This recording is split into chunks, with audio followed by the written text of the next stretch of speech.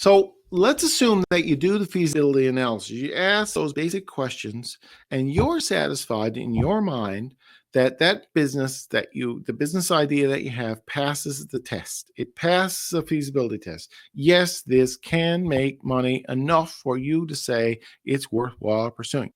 You move from a feasibility analysis then to a full-scale business plan. So we go to a tier 2 gate where we need to be able to ask ourselves, how is this business going to look? How's it going to work? Who's going to be working for it? So a business plan does exactly that. So the business plan precisely defines your business, identifies its basic goals, and serves as your firm's resume and the big selling picture to financial people and people who would potentially invest. It is a resume. The business plan helps you allocate resources properly, making sure you have enough money up front, for example, to get this rolling. And it also helps figure out unforeseen complications. You got to think about everything in the business plan. What potentially could go wrong? What potentially could happen? What are some things? So if you can think about that up front, odds are there will be something creep in that you never thought of, but odds are most of the things you will have already thought of. So they won't be as big obstacles as if you've never thought about it before. And it'll help you make better decisions.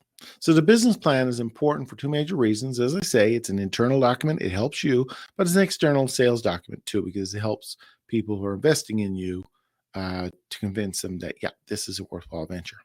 So the business plan is dynamic. What that means is that once you write it down, doesn't mean it's cast in stone. It has to be adjusted as you move along. So it's a dynamic document. It evolves. The whole idea is to keep it current. So what are some of the basic components? The name, place, and purpose of the business is important. Short history of the business is important. Now, if it's applicable, the reason that I say it may not be applicable because it may not be any history. It may be a brand new business, but a short history of how you came to this business is important as well. So make sure you say, what are the skills and assets that you bring to it that are valuable to making the success? What's the purpose of the business? What's your strategy? What's the plan? What is the vision? Where do you see yourself in 5 years? And what are the main objectives? What do you want to do with it? And the business environment in which the business operates, that's critical too. You got to ask yourself, what's going on out there in the world that can make this work? And what is the basic business structure and the basic plan for the future? Where are you going with that? It is important to have a good, strong cover page. Why? Because style works at getting someone to read it. And this is style over substance, but that cover page is what someone's going to be looking at to make them decide whether or not to crack the cover. And when you think about the style, you have to ask yourself, what are the things that people need to see on that front page? Well, it needs to look good, but it also needs the legal name of the business, the name of the document. It got to clearly say it's a business plan. The date of the preparation or the modification. And again, people need to know, is this something you thought about 6 years ago? Do 6 years, is that relevant now when we think about current conditions or the current economic conditions or the current plan? So current date is important. The name, address, and phone number, all the contact information of the person who's purporting the plan, you. Sometimes a website would be there, for example. And the next section, as you crack open the cover of business plan, one of the things that you will see is a table of contents. Now, why would you put a table of contents there? Well, people who are going to look at this business plan are going to have different interests. Some will be interested on the marketing aspect. Some will be interested in the financial aspect. Some will be interested on, history, whatever. So in order to have someone go to that information quickly, keep in mind now, they're looking at your document, they probably have 20 more. They don't have all day to be finding it. What you do is you make it simple for them to find the information they need. So a table of contents is very important. As people crack open that front cover, they need to see what's in this document. Time is a critical part on these first few pages because odds are that's all they're going to look at. An executive summary. Now, this is a mystery one to a lot of people. This is a mystery one because when people write business plans, the executive summary is talked about a lot, and it's also found at the very front of the document. It's the first content item that you look at. What exactly is an executive summary? Well, the reason it's called an executive summary is because it summarizes the whole darn document in 2 pages or less. With this thumbnail sketch, this is a 2-minute sales pitch for your business plan.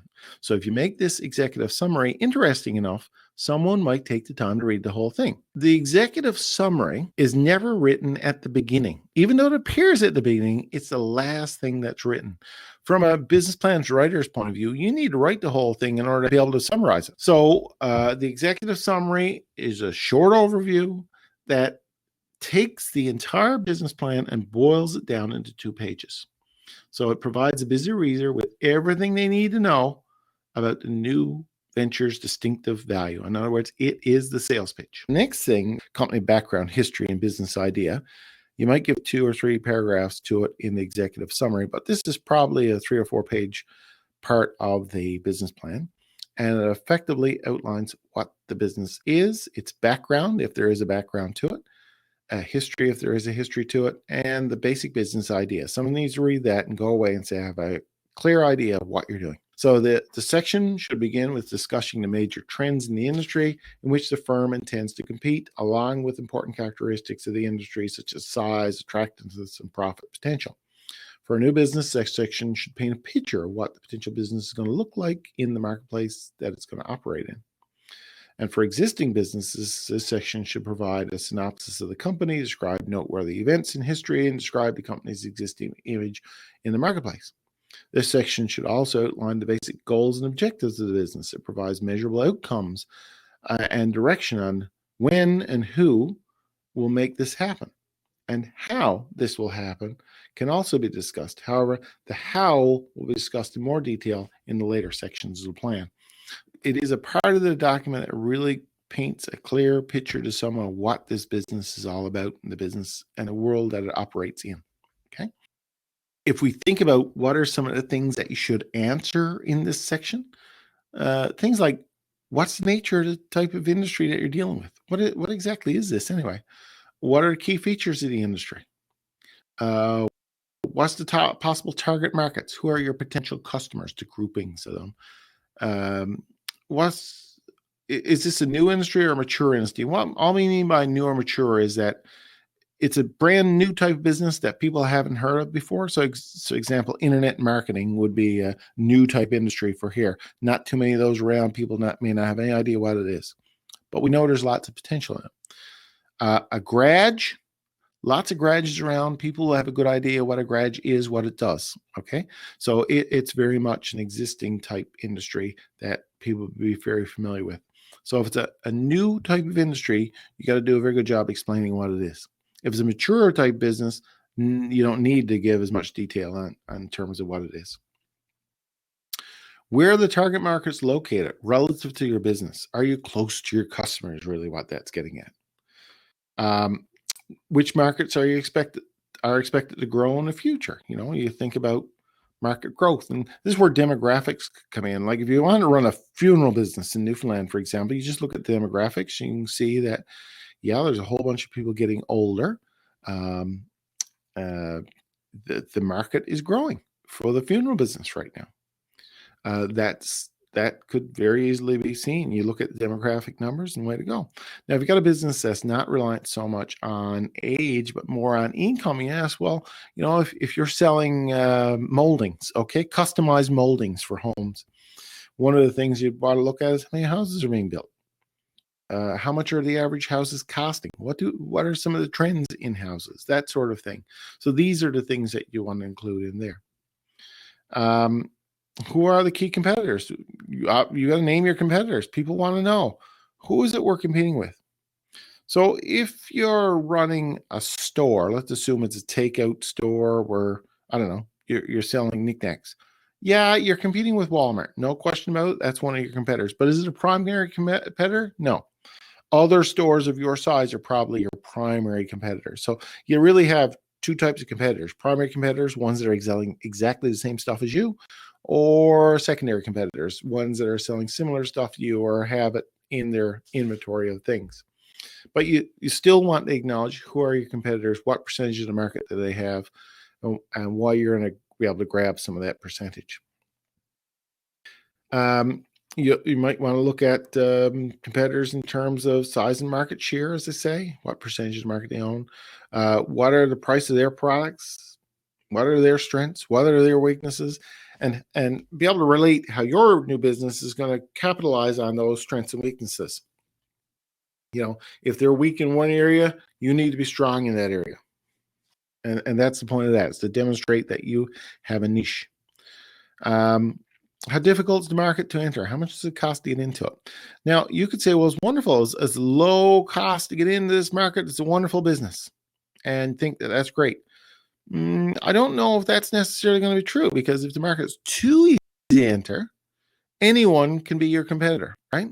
If people can easily set up a shop identically yours, if people see you making money, they'll set up a shop that's just like yours. So you want to be able to walk a fine line between saying, okay, yeah, it's easy enough for me to enter, but it's not easy enough for everyone else to enter. The differentiation comes in, in terms of this. How's your product different than theirs? What do you do better? What are the things that customers will value that you do better? How are you going to capitalize on those differences in order to gain market share? And really, how much of a market share, what type of share do you want? So this is the kind of things that would appear in this section. Really, it paints a good picture of where you are and where you want to be. The other thing that you need to build in is a description of the product or service that you're offering. And that paints a very clear picture of what this business is all about. So it should follow from the industry analysis and should provide details about the firm's products and services. Someone's going to carefully look at that, because really that is the core of your business. Very important to investors, in particular, to be confident the new business has a product that people are willing to buy. Is it something that people want?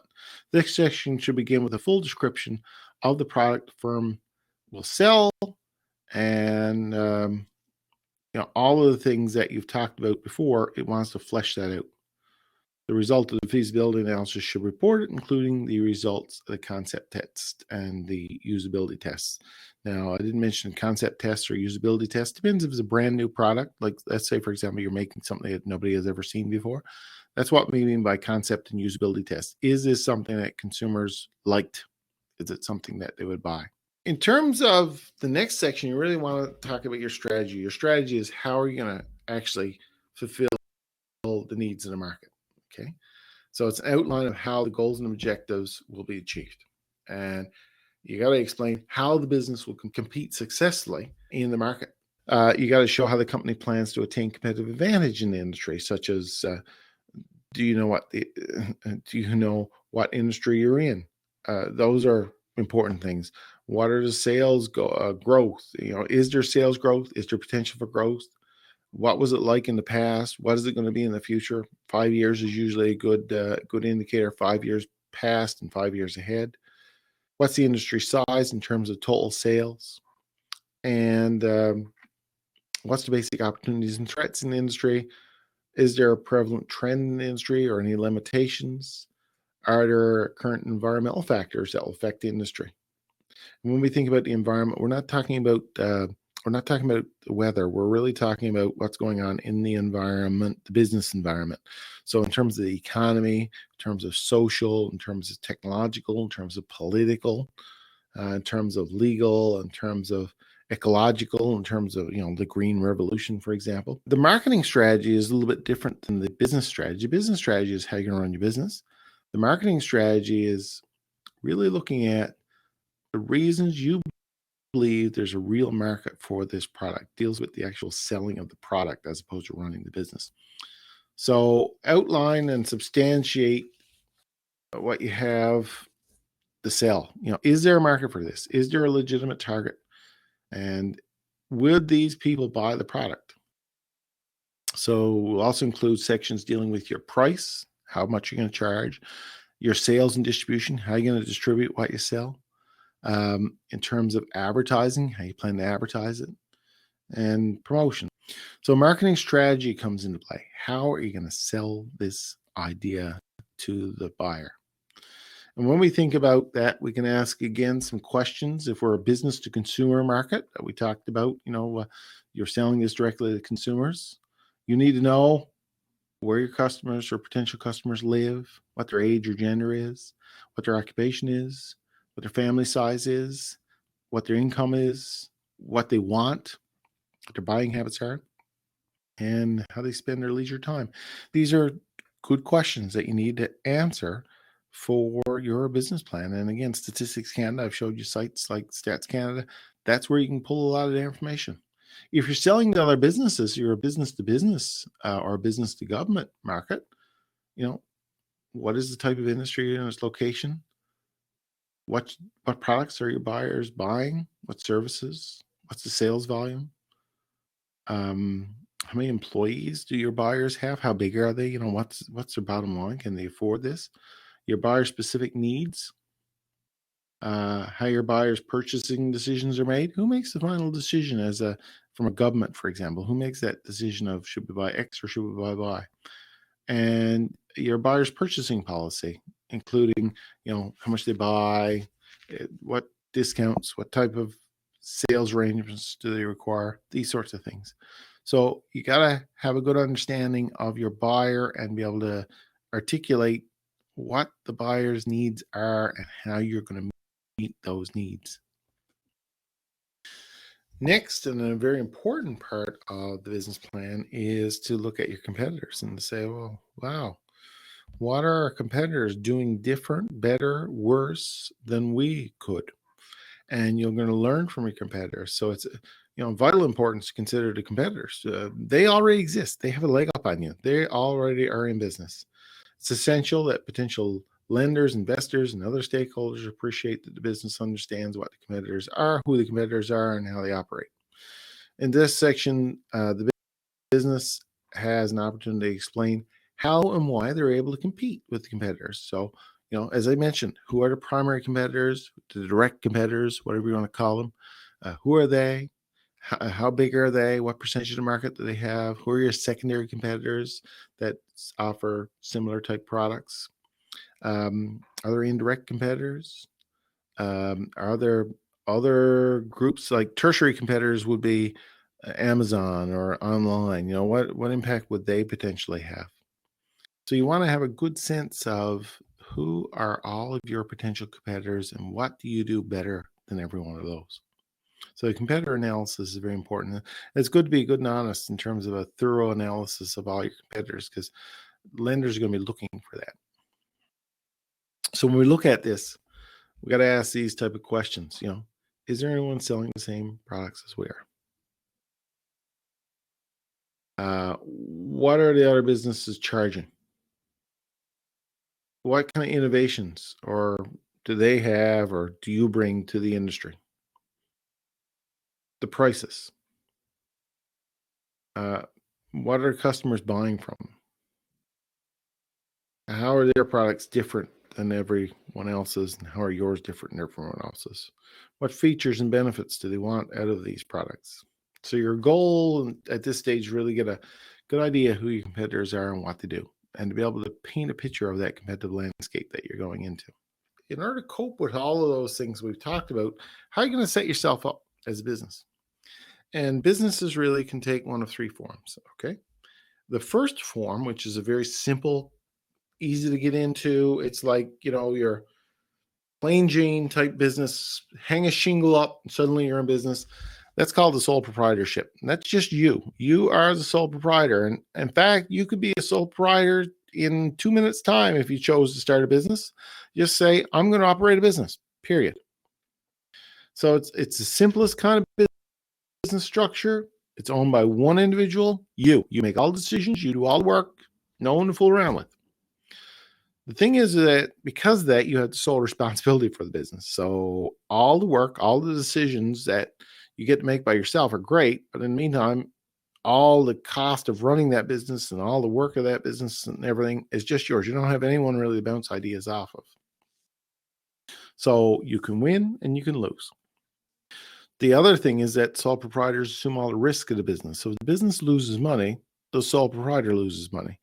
In fact, it goes beyond. If they lose money, if they invest $1 million in the business to get the business rolling, the business incurs $2 million worth of loss.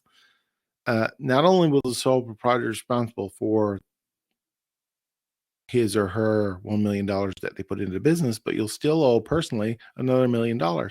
So it can go right back to what things you own yourself. And that's a big danger. If you got a house and that house can suddenly be gone because your business didn't work out, A lot of sole proprietors risk that. So, if you don't set your business up carefully, you could end up losing all your personal possessions if the business were to go belly up. Now, if it succeeds, great. But if it were to fail, that could be a problem. And the other thing that comes into play is that the money that you make in a sole proprietorship gets reported on your taxes with all your other income. So it gets taxed at your regular income rate. So there's no real tax benefit to being a sole proprietorship. It's easy, but it comes with some risk. The second type of setup that you can have is a partnership. Now, a partnership is really no different than a sole proprietorship. It's just two or more people. Okay. So a partnership means that you have someone help you. And that's two heads are better than one. Now, it could be three, it could be four, it doesn't matter how many there are, but effectively it's more than one. So it's an association of two or more individuals, corporations, trusts, or partnerships. So it doesn't have to be a real person. So each partner contributes some money in and they drive the profits accordingly. So if you own 50% of the business, your partner owns 50% of the business, you share the profits equally. Okay. But you also share the losses equally. So if you were to lose money, as they say in the sole proprietorship, you're responsible personally. Well, you'll be responsible personally in a partnership too. It's just split between the two of you. But not only is it set up so that you can share the wealth and share the cost, you also share the risk. That is, let's assume I'm your partner and I go out and do something stupid which costs your business a fortune. I'm the one ultimately responsible for making that mistake, but you're going to pay for it. So the thing is with a partnership is that you're jointly and severely liable, meaning that if one of the partners does something wrong, the other partners will end up paying the price for that. And that's a big concern for partnerships. And obviously it leads to some challenges in the partnership world. The third and most popular type of business setup for businesses as they grow. I had to admit that most businesses start off as a sole proprietorship or partnership. As they grow, though, a lot of businesses choose to move to a corporation type format. Corporation type format, the thing is with a corporation is a separate legal entity. It has all the rights of a person, except it doesn't die. It keeps on going on forever. So people have shares in a corporation, but the corporation is no different than a person. It can contract, it can do all the things a person can do. It can enter into contracts, own property, sell property, all the things that you can do. So when forming a corporation, the owner transfers money, property, and services to the corporation in exchange for a share of the corporation or shares in the corporation. You have to go to a lawyer and say, lawyer, I would like to set up a corporation. Now, the great thing with a corporation is because of the articles of incorporation, it clearly lays out who's responsible for what. So the shareholders of a corporation can minimize their risk by having a corporation set up. You can only lose what you invest in a corporation. It kind of shields you from any of the risks that are associated with partnerships or sole proprietorships. However, it's much more expensive to set up and it requires a lot more paperwork. Now, the thing is, another positive is that it is taxed at corporate rates, and corporations pay less tax than individuals. So in one respect, corporation has some benefits with regards to taxation. So that kind of is an overview of that first part of the business plan. And you got to think about all of those things that I spoke of tonight in terms of, what is the basic history of the business? What is the basic setup of the business? What is the environment in which the business is operating in? And how are we going to be able to navigate through that environment with a superior product that people will buy? So it's very much a looking around, sizing it up, and thinking about the business hard, that first part of the business plan. And it's really very much the sales pitch to anyone investing.